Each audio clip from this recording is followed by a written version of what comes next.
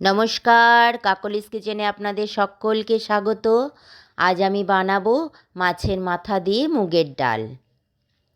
প্রথমে শুকনো খোলায় মুগের ডালটা আমি ভালো করে ভেজে নেব, যতক্ষণ না একটু লাল লাল হয়ে আসছে।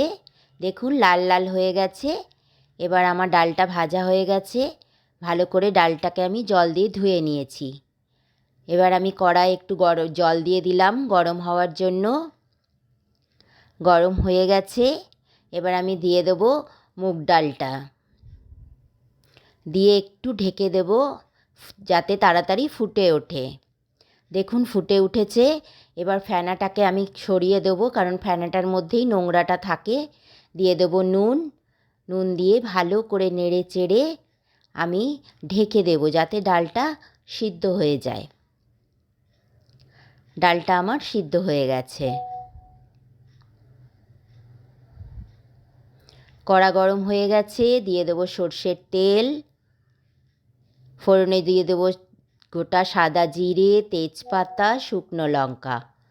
এবার ভালো করে একটু নেড়ে চেড়ে নেব ফোড়নটাকে। তারপর দিয়ে দেবো থেতো করা রসুন।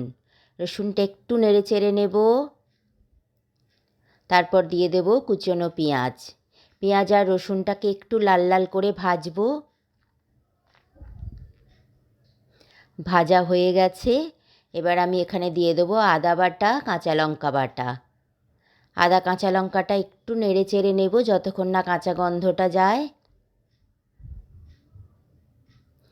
এবার আমি দিয়ে দেবো এখানে জিরে গুঁড়ো, ধনে গুঁড়ো, হলুদ গুঁড়ো, কাশ্মীরি লঙ্কার গুঁড়ো, নুন, চিনি, আর দিয়ে দেবো সামান্য জল, যাতে মশলাটা না পুড়ে যায়।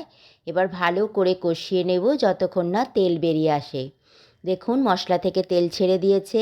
এবার দিয়ে দেবো ভেজে রাখা মাছের মাথা। মশলার সঙ্গে ভালো করে মাথাটা একটু নেড়ে চেড়ে কষিয়ে নেব। তারপর দিয়ে দেবো সেদ্ধ করে রাখা মুগের ডাল।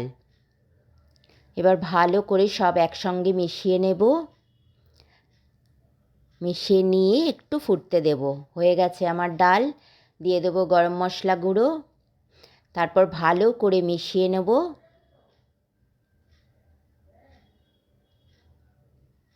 এবার গরম গরম পরিবেশন করে দেব মাছের মাথা দিয়ে মুগের ডাল।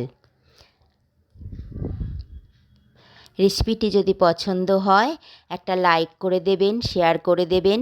প্লিজ সাবস্ক্রাইব করতে ভুলবেন না। পাশের বেল আইকনটিতে একটু প্রেস করে দেবেন আমার নতুন নতুন রেসিপি পাওয়ার জন্য।